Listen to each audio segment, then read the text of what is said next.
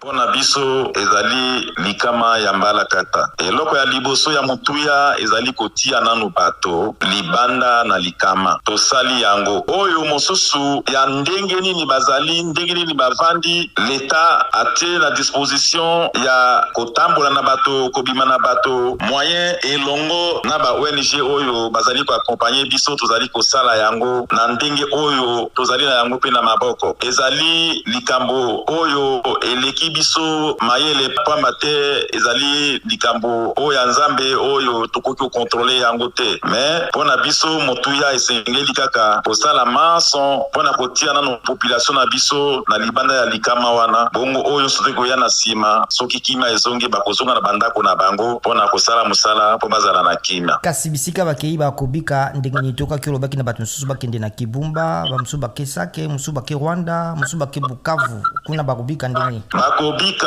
Gouvernement etindaki délégation ya monene awa pona kosunga biso kozala pembeni na population yango esalemaki ndenge esengeli. Kanisa ko tambola na bato ebele ndenge wana ezalaka nini pona moto azali kokamba bato bakokoma bakobanda kovanda na babisika tango mosusu na baparoisse na baeglise na bisika mosusu ba ONG basali bavandi tokotambola toko évaluer toyebi groupe na kati na groupe na leader azangaka te tokozwa bango lokola ba point focaux, c'est-à-dire baye tokokoma epana bato à travers bango nde tokokutanaka na bango pona kokomisa lisalisi nyonso kouta na kote ya gouvernement ezala national ezala provincial ezala ba ONG o bazali na biso pona kosunga bato. Lieutenant Général Ochamaki na kokamba etuka ya Nord Kivu poso misatu mileki me pona état de siège pona koluka ko mema kimia kosukisa bubumi bato kasi sikoyo na likama weye eske ezobungisa bino mayele te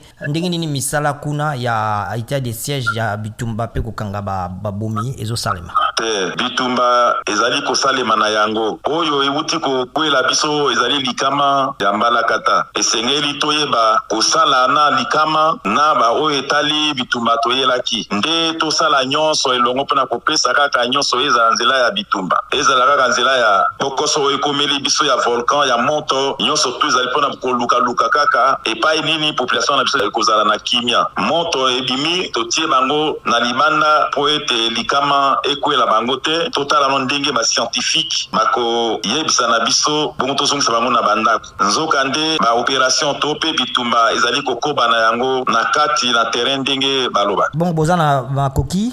ya bitumba na ya kobikisa batu na likama tozali république ndeko tozali république